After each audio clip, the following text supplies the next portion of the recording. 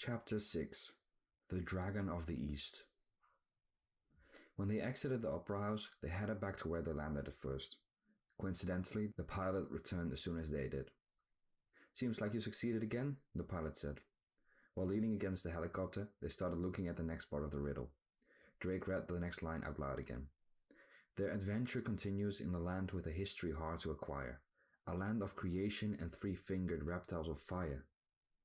That one couldn't be easier. "Why is that? You know where to go?" Julia asked. "It's talking about dragons, in fact. If we're talking about dragons specifically having 3 fingers, it's Japan. They illustrate their dragons with specifically 3 fingers. That just leaves us with the exact city," Haru said. "You're right. I'm afraid nothing is written on here to help us narrow it down." The pilot's phone started ringing. He grabbed his phone and answered. "Ilana?" The others could hear Ilana through the phone. "Tokyo is under attack." "What? That's impossible. We're not there yet," Drake pointed out. "I can't see anything on the news about a portal, but the city is taking heavy fire." "We're on it," the pilot answered, and he hung up. "I don't understand. It doesn't add up," Drake said, annoyed. "There is just no pattern." "Don't let it bother you, Drake.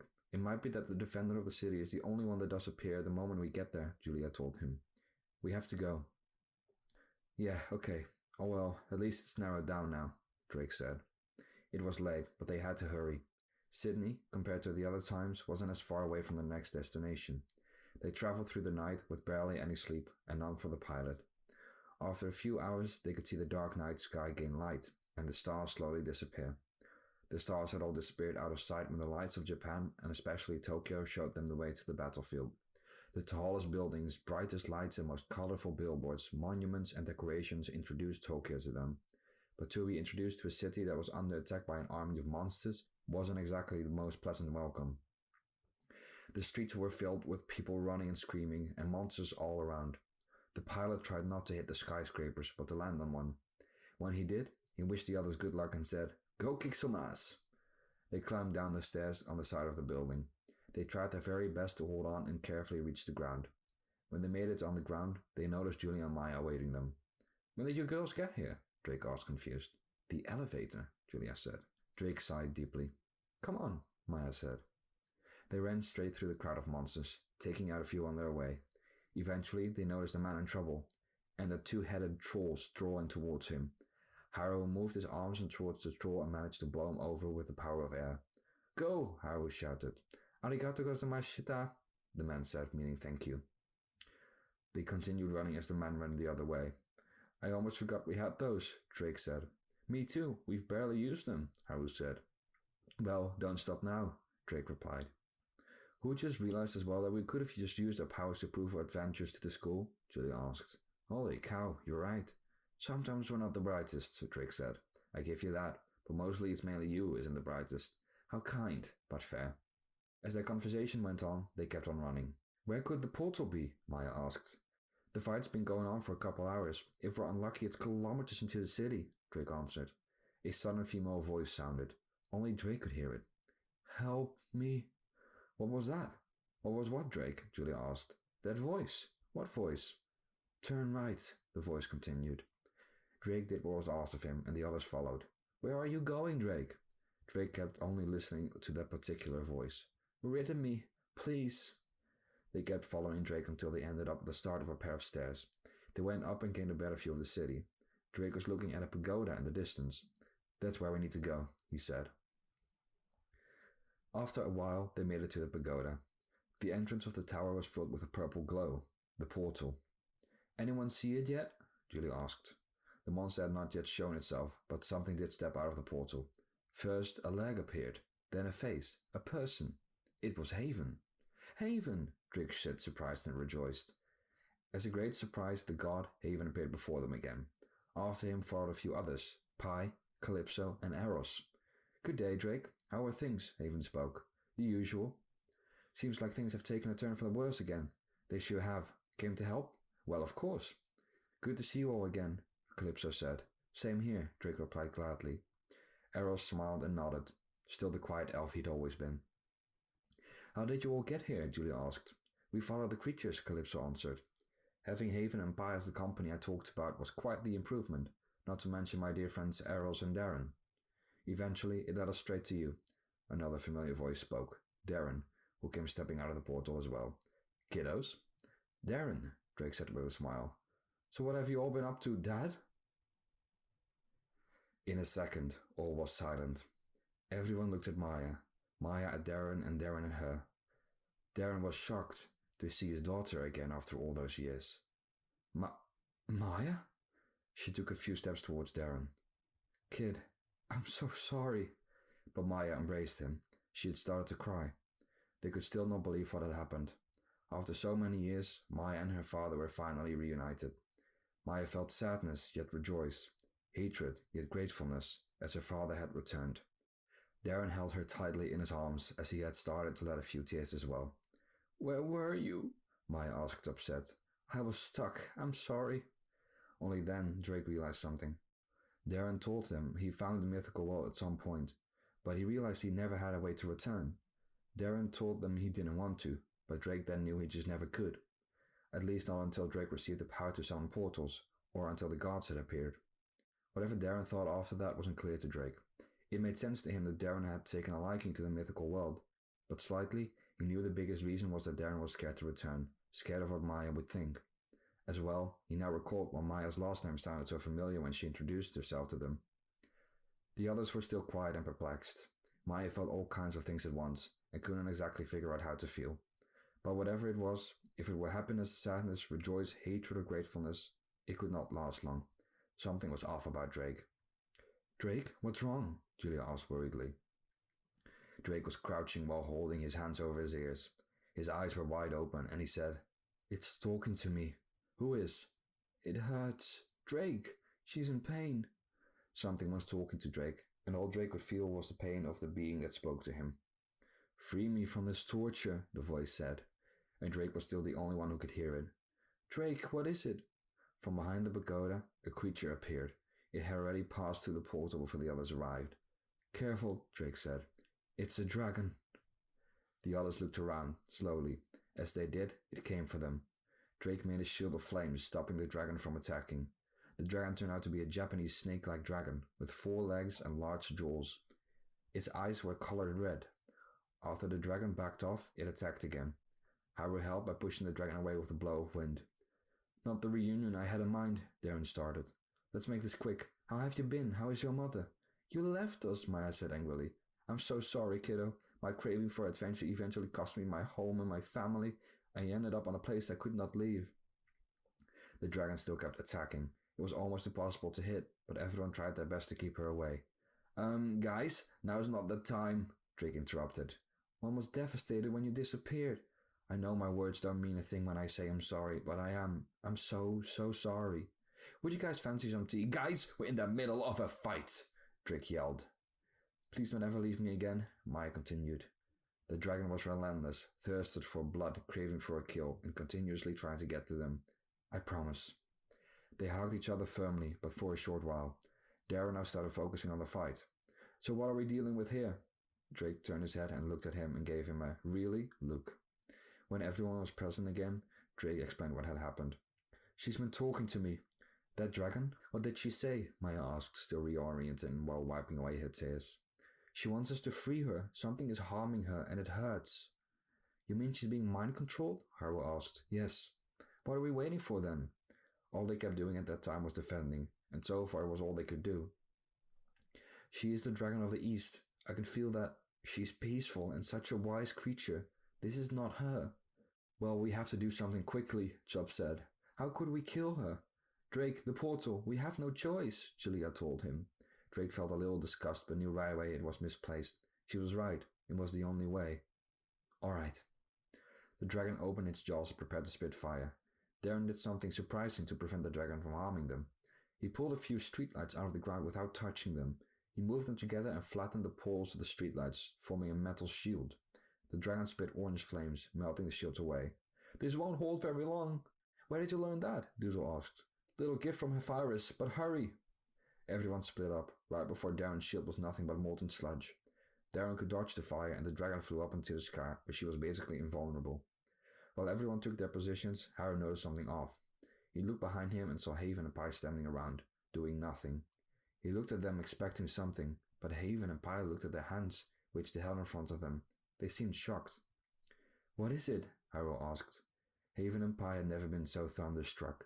Suddenly, they had lost their powers. Our powers, Haven started. We're useless here, Pi followed up. Several people heard what they said and looked at them in great confusion. Haven, what's wrong? Drake shouted from a while further on. Haven just looked at Drake but couldn't talk. After thousands of years, they lost what they relied on since the beginning. They lost their godly powers. Drake ran towards them and started talking to them. You lost your powers? Haven nor Pi still didn't reply. So? They looked up, surprised to hear that word. Are your powers what makes you Haven? Are they what make you Pi? Pull yourself together and help us. You're still the god of the heavens, and you are still the god of the seas, and many other things. But you're still you. Drake returned to his position. While he returned, he realized something again. The gods that were praised so much before became more human by the day. If it was the new world they were in that blocked them from using their powers, or something else wasn't clear to everyone. The dragon attacked again the moment Drake returned to his position. No arrow could hit the beast, no weapon could harm it, and no element could affect it. They needed something else. Arrows, where are they? Calypso asked them. Arrows raised his shoulders, signing, no idea. Last time I saw them, they were hauling back the kappas for us, Darren told Calypso. Suddenly, another creature came through the portal and flew upwards with great speed. The dragon of the east was taken on by a creature with experience with dragons. In fact, it was another dragon. Yes! Calypso cheered. The others cheered in joy when they saw the dragon, and 2 more creatures aided them in the fight. Drake smiled and whispered to himself, Arian. As Arian, Sapphira, and Hank flew up and took on the dragon, victory seemed closer. They were no longer outmatched. They fought hard and cleverly. Arian descended quickly, and Drake jumped on his back. Good to see you, buddy, Drake said. Same here, even though we meet again in the middle of a difficult decision. You've heard her too, I assume? Yes, I have. And you know what awaits us? I'm afraid so. Okay, let's free her from this. Just keep in mind we won't be killing her, we'll be freeing her. I know, but it just doesn't feel right. Arian and Drake flew towards the top of the pagoda. When they did, they were intercepted by the eastern dragon who caught them by surprise. Arian received a bad hit and Drake couldn't hold on and fell onto the roof. The dragon looked Drake into his eyes as he got up. She moved her head back and started spitting a huge beam of fire. Drake made a cross with his arms, preventing the fire from burning him. He looked away, protecting his eyes from the heat. But he couldn't stop the fire forever. Drake was being pushed backwards, and all he was standing behind was a wooden railing of a decimeter tall. Arian reoriented and tackled the dragon. The fire evaporated, but the edge that Drake was standing on had been too close to the fire and lost durability and eventually its stability. It broke and Drake fell 3 stories down until he could grab a hold of another edge. Arian! He called for help. Drake's fingers started slipping. One of his hands had already slipped away, and with that one, he tried to get onto the elevation of the pagoda. He managed to pull himself up and reach safety, for the amount of time he was given. He tried to stand while looking down at the tiny people on the ground. He could see all of Tokyo and feel the cold wind on his skin. Everyone on the ground was completely inaudible for him. The dragon's only talker was Drake, once again. As she went in for the kill, Drake jumped off the tower, which was the only way he could dodge. He was quickly caught in the air by Arian. Can always count on you, Drake said, relieved. Drake and Arian were again intercepted by the Dragon of the East. The beast was not only relentless but also faster than any creature they had fought before. No one and no dragon could keep up to the beast of the East. Arian received another tackle, but this time Drake could hold on to him. The Eastern Dragon tried to spit fire to bring Arian down, but Arian could keep up for the time being and he was fast enough to dodge most attacks. Eventually, Arian turned around and defended by spitting fire against the beam of fire of the other dragon. The heat was immense, and even from the ground, everyone could feel the rise in temperature. The flames grew, and everyone lost sight of both dragons and Drake. A bit further down, Julia was in the air, flying on Sapphira. She had an arrow ready, but could not shoot. I cannot see them. Sapphira started going higher, but Julia knew it was smarter to stay low. No, Sapphira, don't go higher. The fire will scorch you. She hated to say it, but it was true. Drake and Arian were on their own. After a few seconds, the fire finally disappeared. Both dragons had no breath left and had to recover, but the Eastern Dragon recovered much faster and tackled Arian again. The dragon slithered around Arian with great speed and managed to hit Drake. He fell off again. Drake was once again in luck when he came down on the roof, but Arian was less lucky. He was hit and fell down, scraping the pagoda and destroying the whole side during his fall. He hit the ground hard. On the ground, the others headed for Arian to check if he was alright. He's okay, Calypso said. We'll be alright. But Drake, Haru said. Back up, Drake was alone with the Dragon of the East, but the pagoda he was on started staggering. It was all about to come down. The dragon looked at Drake with misplaced anger. This is not you, Drake spoke. I'm sorry, Drake. It's too strong. The dragon could talk, but her expression didn't fit her words. She could talk freely, but was unable to control anything else. I don't want to kill you. You won't. Drake started to let a few tears. This decision was a terrible one for him to make. The dragon opened her jaws and started spitting fire again. Drake moved his hands forward and summoned fire as well. Two beams of fire tried to penetrate each other, and despite Drake's lack of experience with bending fire, his beams started to overpower that of the Eastern Dragon. But the dragon let him. As soon as Drake won, the dragon dove straight through the fire and tried to snatch Drake where he stood. Her huge jaws made a loud noise as they closed with great force. Drake managed to dodge it, but the fact that the dragon turned out to be completely fireproof wasn't exactly helpful. Drake pulled his sword, at last, awaiting another attack. Drake was on the edge of the pagoda, which was still extremely unstable and about to come down. The dragon gathered momentum and attacked. Drake jumped backwards off the pagoda while lifting his sword into the air. The dragon missed, dove too far, and Drake could place his sword through the heart of the dragon. Thank you, the dragon said. That final moment happened slowly. For Drake, it felt like it took forever. The dragon came raining down, crushing the other side of the pagoda, and speeding up the progress of it all coming down. The building capsized, the dragon scraping the side wall falling to the earth, and Drake fell. Time returned to normal and Julia caught Drake's hand and managed to catch him while holding onto Sapphira. Julia used all the strength she had and managed to use the momentum to get Drake onto Sapphira's back. Arian already moved out of the way before the Eastern Dragon landed on the same spot as where he landed. The pagoda came down and created dust clouds. Once the dust cleared, Sapphira landed and Drake dismounted right away. He took a few steps towards both dragons. He noticed Arian was alright. He then fell to the ground and stared at the Eastern Dragon with regret and pain. Drake started to cry. Julia embraced him, but all Drake could think about was what he had done. He knew it was the best thing to do, but he still felt terrible for what he did. The heart of the Dragon of the East had stopped pounding by the hands of Drake. This was the hardest thing Drake ever had to do. After all, he was dragon-hearted. Everyone just stared at the scenery. No one knew what to do. No one felt the exact same pain, but eventually they went on. Even Drake, who knew there were still things that had to be done. Maya was offered a personal weapon, something to go along with Darren's metal-bending powers. She was given an enchanted iron fan, one of the most advanced weapons forged by Hephaestus. At waving the fan, iron feathers could eject and magically return as well. Maya was very pleased. The moment they reunited with the pilot, Julia had an idea. We can take the others with us if we take Sapphira, Arian and Hank. Sounds like a good idea. Will you all be joining us? Drake asked them after having calmed down. I think we will scout Rosium a little bit more to try and find the portals there, Haven answered. Perhaps that way we can prevent certain events. Understandable. I'm going with them, Darren said while looking at Haven. Didn't think otherwise, Drake said. Calypso?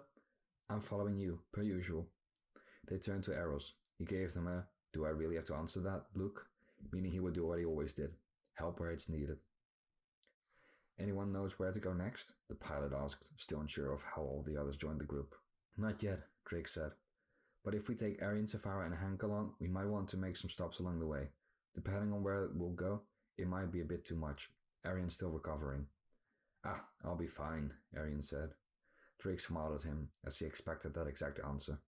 Say, Drake, Maya stuttered. It's been a long day. The military took care of the monsters. Why don't we stay for a while? You want to stay? We deserve a little shopping spree. Oh no. Stores were open until late. Those that were close to the battlefield were closed, and at that time out of business. But they could find whatever they were searching for at the edge of the city. Maya proposed to relax a bit, and so they did.